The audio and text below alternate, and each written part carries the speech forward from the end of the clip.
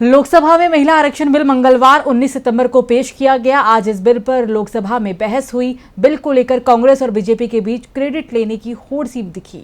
BJP सांसद प्रकाश जावड़ेकर ने यह भी माना है कि बिल सबसे पहले कांग्रेस ने ही राज्यसभा से पास कराया था, तो दूसरी ओर बीजेपी नेता सफाई दे रहे हैं जिसके कार्यकाल में बिल पास हो श्रेय उसे ही मिलता है। लेकिन इस बिल को लेकर कई सवाल भी उठ रहे हैं। तो क्या हुआ आज लोकसभा में, देखिए रिपोर्ट। लोकसभा ने महिला आरक्षण विधेयक नारी शक्ति वंदन अधिनियम को पास करा दिया।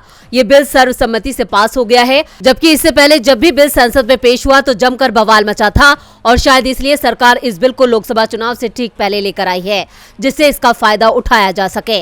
लेकिन अब इसका नुकसान होता दिखाई दे रहा है। बिल पर हुई चर्चा पर बोलते हुए कांग्रेस सांसद राहुल गांधी ने देश में ओबीसी वर्ग की स्थिति सामने रख दी। उन्होंने कहा कि केंद्र में 90 सेक्रेटरी में से सिर्फ 3 ओबीसी वर्ग से हैं।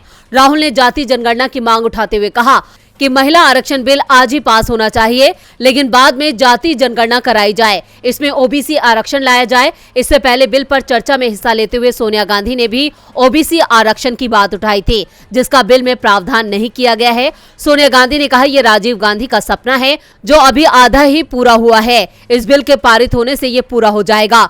तो शिरोमणि अकाली दल की हरसिमरत कौर बादल ने कहा देश के इतिहास में पहली बार जनगणना टाली गई। परिसीमन कब होगा पता नहीं। जब सरकार को ही पता नहीं कि महिला आरक्षण को कब लागू कर पाएंगे तो बिल लाने की क्या जल्दी थी। टीएमसी सांसद महुआ मोइत्रा ने कहा 2029 में भी बिल लागू हो पाएगा या नहीं ये भी नहीं पता। तो जेडीयू के ललन सिंह ने कहा कि ये इंडिया के दबाव में पैनिक होकर उठाया गया कदम है।